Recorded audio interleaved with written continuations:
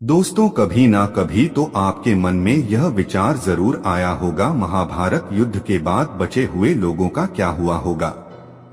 जय श्री कृष्णा, राधे राधे। दोस्तों, स्वागत है हमारे चैनल तेरा सफर में। तो दोस्तों, यह तो आप सभी लोग जानते ही होंगे कि महाभारत युद्ध को भारत की भूमि कुरुक्षेत्र में लड़ा गया था।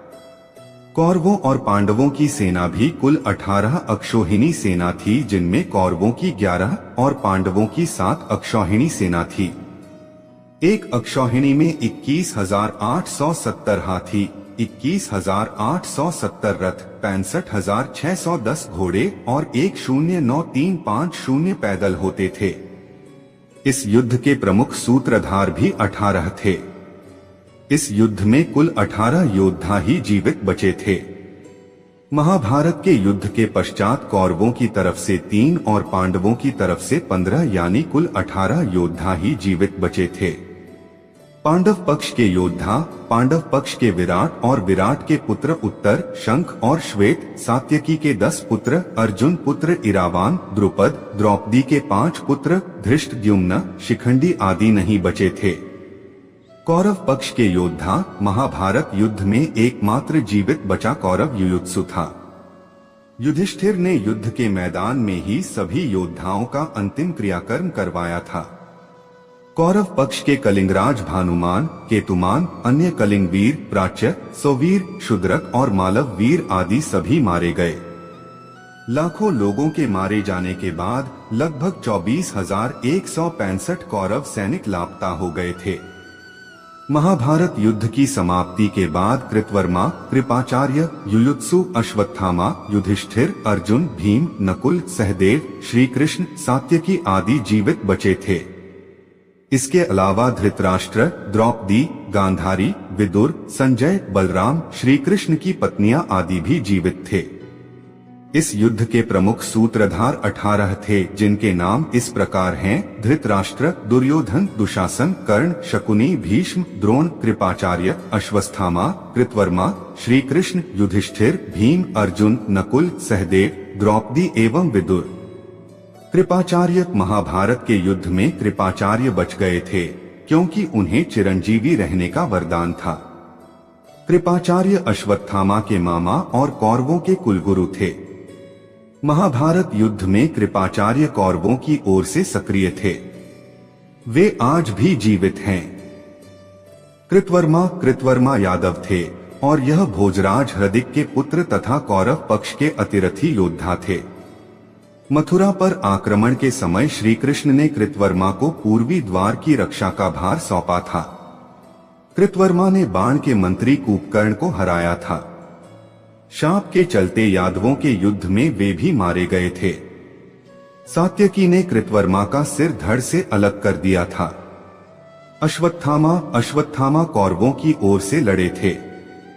गुरु द्रोणाचार्य के पुत्र अश्वत्थामा के मस्तक पर अमूल्य मणि विद्यमान थी, जो कि उसे दैत्य, दानव, शस्त्र, व्याधि, देवता, नाग आदि से निर्भय रखती थी।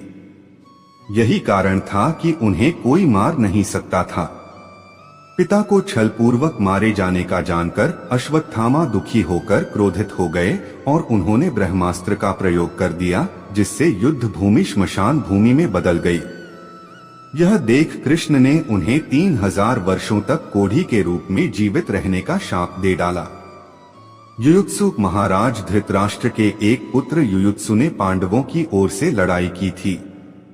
महाभारत महाकाव्य में युयुत्सु राजा धृतराष्ट्र के वैश्य दासी महिला से उत्पन्न पुत्र थे।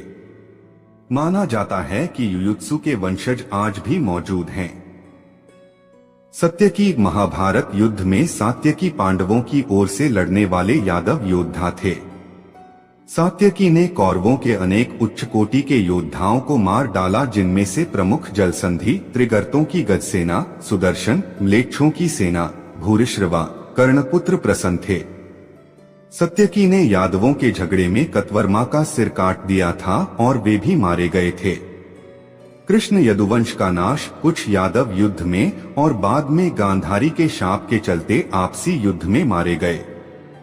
युद्ध के बाद शाप के चलते श्री कृष्ण के कुल में भी आपसी युद्ध शुरू हुआ, जिसमें श्री कृष्ण के पुत्र आदि सभी मारे गए। बलराम ने यह देखकर समुद्र के किनारे जाकर समाधि ले ली।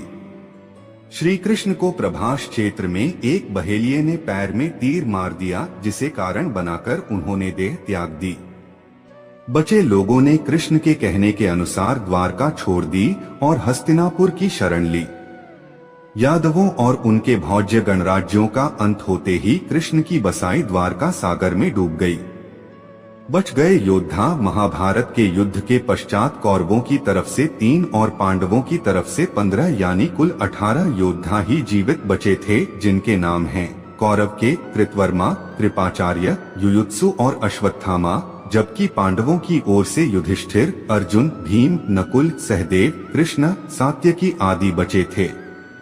पांचों पांडव पांडुपुत्र और 5 पांडवों में सबसे बड़े युधिष्ठिर ने महाभारत युद्ध की समाप्ति पर बचे हुए मृत सैनिकों का, चाहे वे शत्रु वर्ग के हों अथवा मित्र वर्ग के, दाह संस्कार एवं तर्पण किया था।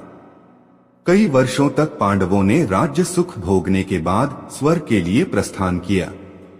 धृतराष्ट्र और गांधारी ने पांडवों के साथ रहते रहते 15 साल गुजार दिए। तब एक दिन भीम ने धृतराष्ट्र व गांधारी के सामने कुछ ऐसी बातें कह दी जिसे सुनकर उनके मन में बहुत शोक हुआ और दोनों वन चले गए। उनके साथ गांधारी, कुंती, विदुर और संजय भी वन में रहकर तप करने लगे। विदुर और संजय इनकी सेवा में लगे रहते और तपस्या किया करते थे। एक दिन युधिष्ठिर के वन में पधारने के बाद विदुर ने देह छोड़कर अपने प्राणों को युधिष्ठिर में समा दिया। फिर एक दूसरे दिन जब धृतराष्ट्र और अन्य गंगा स्नान कर आश्रम आ रहे थे, तभी वन में भयंकर आग लग गई। दुर्बलता के कारण धृतराष्ट्र, गांधारी व कुंती भागने में असमर्थ थे, इसलिए उन्होंने उसी अग्नि में प्राण त्यागने का विचार किया और वहीं एकाग्रचित्त होकर बैठ गए। इस प्रकार धृतराष्ट्र, गांधारी व कुंती ने अपने प्राणों का त्याग कर दिया। संजय ने यह बात तपस्वियों को बताई और वे स्वयं हिमालय पर तपस्या करने चले गए। धृतराष्ट्र, गांधारी व कुंती की मृत्यु का समाचार जब महल में फैला तो हाहाकार मच गया। तब देवर्षि नारद ने उन्हें धैर्य बंधाया। युधिष्ठिर ने विधिपूर्वक सभी का श्राद्ध कर्म करवाया और दान दक्षिणा देकर उनकी आत्मा की शांति के लिए संस्कार किए। दोस्तों, अगर आपको यह जानकारी अच्छी लगी हो तो कमेंट में जय श्री कृष्णा राधे राधे लिखकर वीडियो को एक लाइक कर दे और अपने दोस्तों को, रिश्तेदारों को शेयर कर दे।